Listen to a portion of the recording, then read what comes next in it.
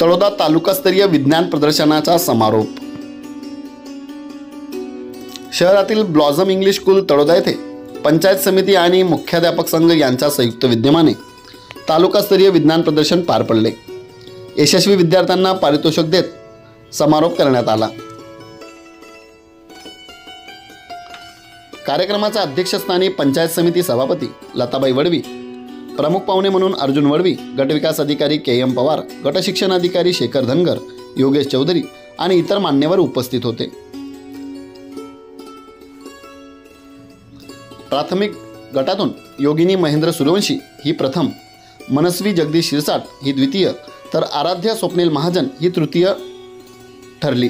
माध्यमिक गटातून रिमया पद्मेश माळी प्रथम, हर्षदा ज्ञानेश्वर गुरव द्वितीय, वेदिका अरविंद सूर्यवंशी ही तृतीय ठरली। या प्रसंगी अनिल सीताराम सोनवणे, महेंद्र आनंदा मनवर आणि प्रयोगशाळा परिचर ए.बी. खाटिक यांचा विशेष सन्मान करण्यात आला। विद्यार्थ्यांची जिल्हास्तरीय विज्ञान प्रदर्शनासाठी यावेळी निवड झाली।